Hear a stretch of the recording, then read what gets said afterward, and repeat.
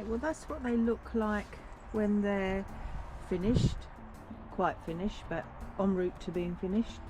I've left a gap in between there. That's for use for their chairs because they're quite long, so they fold in there, and any other camping equipment I've got. And then here, I'll show you there, this comes up there. And over to this side. This one comes out 70 as well. Plenty enough room in there for all your storage, your cans for your camping gas. That normally goes on the back there, but I have to put it in when that's not in. But anyway, they're quite useful. Hanging on the side, you just take them off when you want them. Again, works okay. I'm going to get another one of these under here to put on here, so there's an extra bit of storage. And they have these clasps that lock, and then with your table on the end, takes you up to 1/10 of usable space. Get these lock-in hinges here that come out as wide as you want or as long as you want, but 70 I thought was enough for what I needed there. I've put a space in there. There's a gap left. It's about 33 centimetres, maybe a bit more. And I'm going to put one of those frames with a swing out table, so when the weather's a bit awful you can sit in there and have your coffee. But it works, does its job, and it's simple. These bits here are just laid on the top, got the jack and all sorts of things in there. They just fold in place, and then the mattresses I've got go all the way along there. On the other end I've made another 2 boxes. They are 40 by 50 deep, 40 wide, the same as the other carcasses. So that at the moment brings that up to 1.5 meters. And those table bits that I've got on the end that flap up, I'm going to put one on the end here and one on the end on that side. This is just storage at the moment.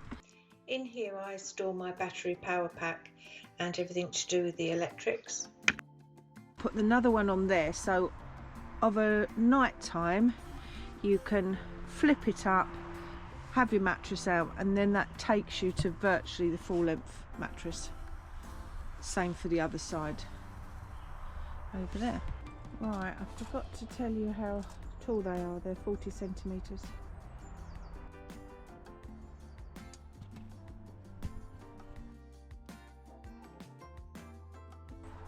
Again, that door's going to go on there to flip up to extend the bed. And there's me porta potty. Fits the dream.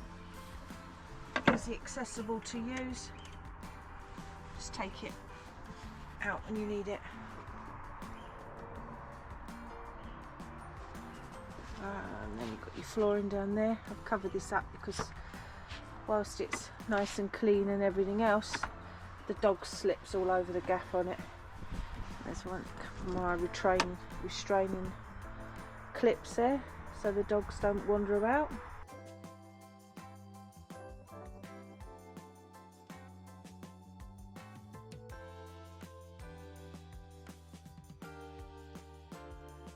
I chose some pine planks. They were 2 meters long, 40 centimeters wide, 19 millimeters thick, and they were €15 each. I got them 2 meters long so I could cut them in half. 2 planks made 1 carcass. Here I'm working out the size of the drawer. It's basically the size of the opening minus the width of the runners on each side and the 19mm on each side of the wood. This will give you the drawer size.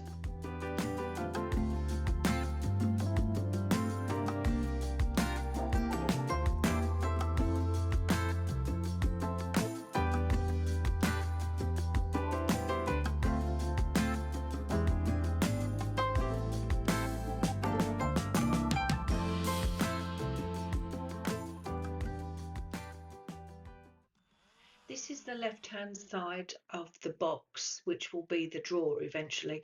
I'm screwing the drawer runner on it now because it's much easier to do it before you actually make it into the drawer box that slides in. Just a note, when you are putting these runners on, you need to set them back about 5mm. You'll see it just there, so that when the drawer pushes in and clicks, the actual locks click in place. Now I know it all fits and runs as it should. I'm screwing the top in now. That's the top of the carcass. Screws all the way along either side, top and bottom, and also there's the angle brackets in there to give it extra strength. I mean, clearly there's no mortise and tenon joints here. This is basic carpentry, but it's really strong in as much as the screws are really long. It's, to be fair, overscrewed probably, and it does hold quite a bit of weight. Believe me, I know, I sat on it.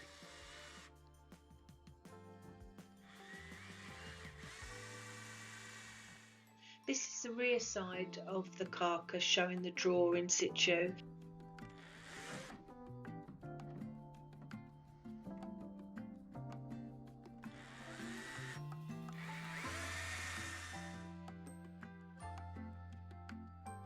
With some more timber, I cut out, or measured and cut out, some drawer fronts.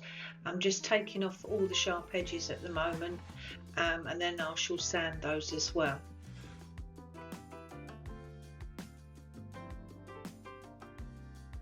God knows what my dog's found to eat.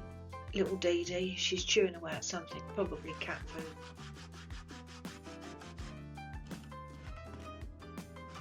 These are the fronts for the drawer that runs out.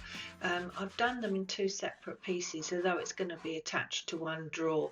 There's a reason for that. It's because the bottom one that you'll see in a minute, I've had to cut out little notches so that when I use them blue lift ups, it moves out the way for it.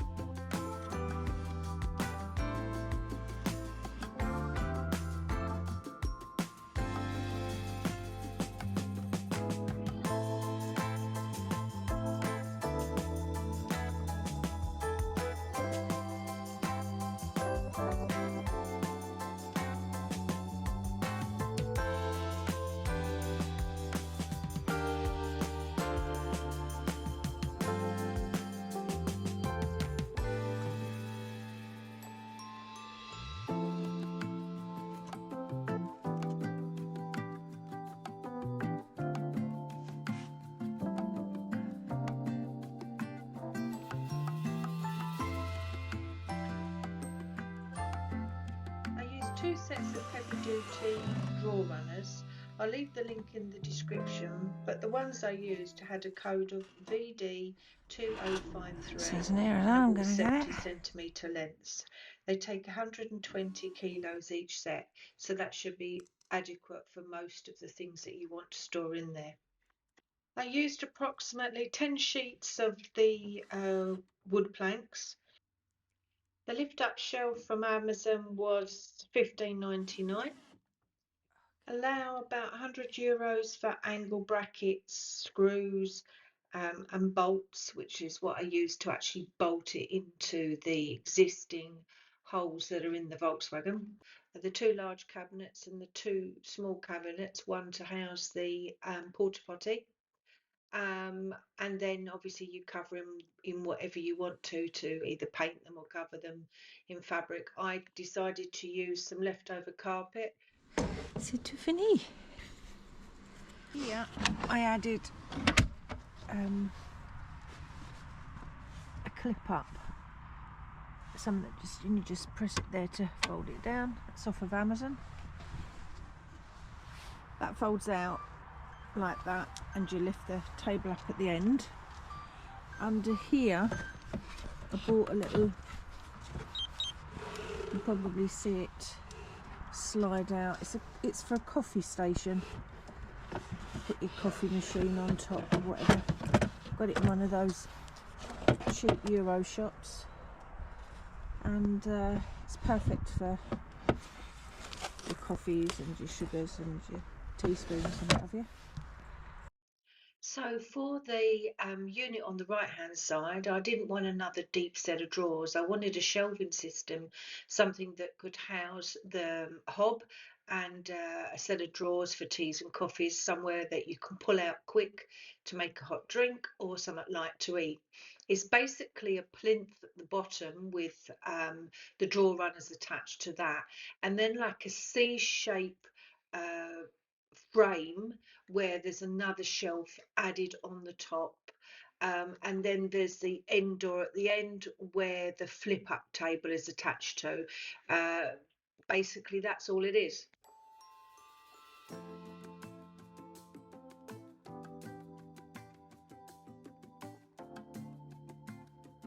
Can't see it now because I've shut it. But under here, trays and everything else. Same again on this side, another matching cube which goes there. There's a little bit of storage behind in there, and this lifts up here for storage above the wheel. I've got the jack and all sorts of stuff shoved in there. Step for getting in and out. In here is the storage space for the battery pack, the EcoFlow River or Bluetti type portable power packs. It's a really useful space. It goes right the way back, you can't really see, but it goes back into the other carcass there, so you've got about 70 centimetres deep. But it will actually flip up to extend the bed, so it's a proper long bed. Each of these bits takes a 70 centimetre or 80 centimetre wide mattress that I've got bifolding for easy storage, but it's quite useful. Oops.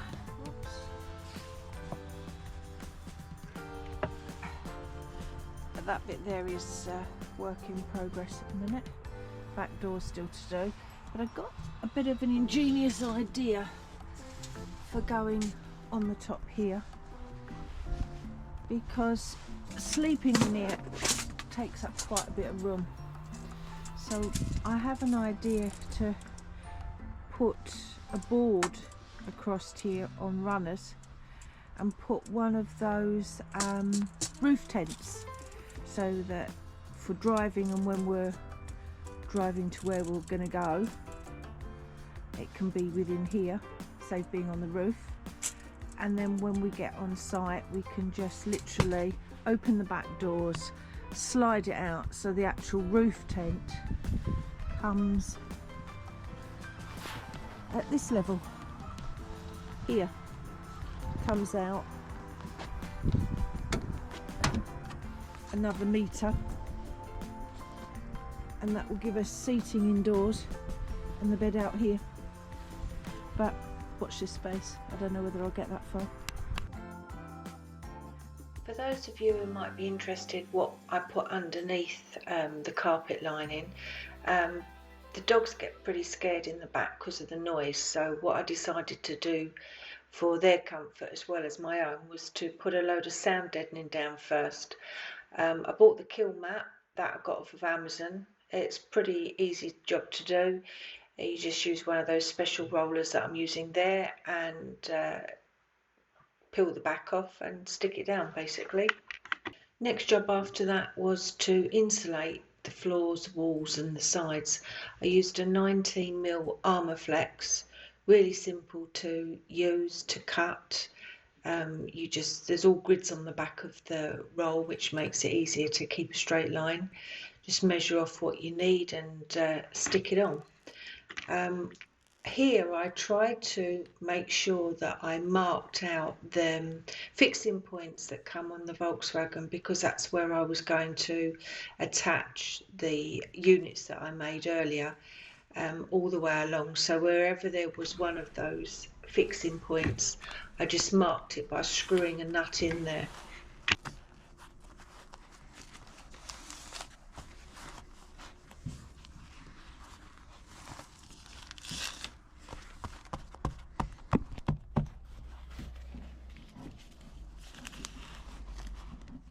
go into too much detail about laying all this out because there's 1,000,001 videos on YouTube for this, but that next stage there is the armour flex for the floor.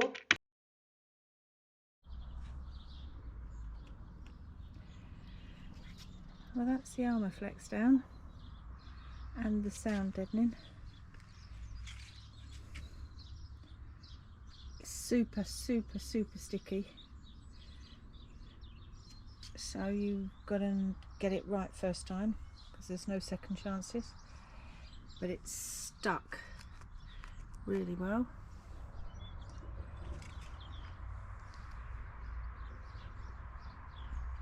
Onto the walls.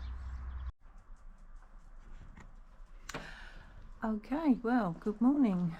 I spent yesterday carpet lining here. First time ever. Probably a few schoolboy errors, like getting a bit of glue over there. I'm hoping I can get that off with something or other. I'll have a go later. I've armour flexed up there, and now I'm about to finish off this side. There's insulation in the bottom. I'm going to put some more armour flex over that. I've cut a board out, so yeah, that's going to be replacing that board over there when I've finished armour flexing it.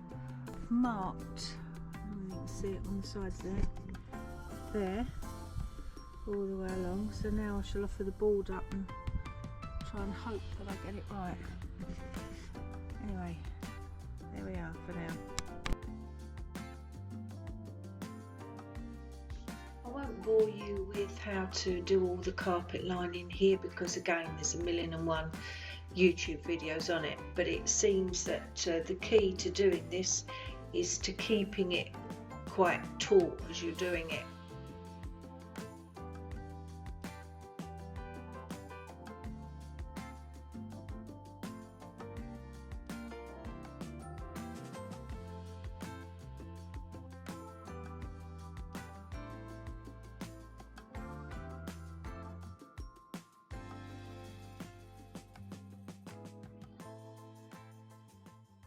So why make a modular system and not a fixed bed? Well, I live in France and the rules for vehicle control are quite different here. You cannot make camper van alterations to your van or any vehicle without going through regulated channels, obviously for safety reasons. So by having no fixed gas, electric or water, I can remove the carcasses easily. It takes 10 minutes for 2 people, but a bit longer if I'm on my own, as I have to unclip and remove the drawers to make them light enough for me to take out. I cook outside the van with the Kadak or the little stove. Electrics is provided by a battery power pack and solar, and water via the H2O water pump and canister. You probably can't see it from here because it's dark and miserable again. But on this part here, the glue that I used, I got in the local DIY spray adhesive, supposed to be ultra high heat, but in the summer when I was doing it we had degrees of 45, and to be honest I don't think it could cope with it. But the stuff I got from Holland for the sides, which came from the manufacturers of the people who supplied the carpet, that stuck brilliantly. But whether that's because it's on the side or didn't have as much heat, I don't know, or different fabrics. There's a little bit come off on that side over there, so that doesn't make sense. But anyway, that was done with the adhesive from the local DIY again. So top tip, buy the adhesive from where you get your carpet because it seems to be much better quality. So I've been using it now for at least 6 months and it hasn't fallen apart yet, and believe you me, it's taken a battering. So if I can do it, anybody could do it.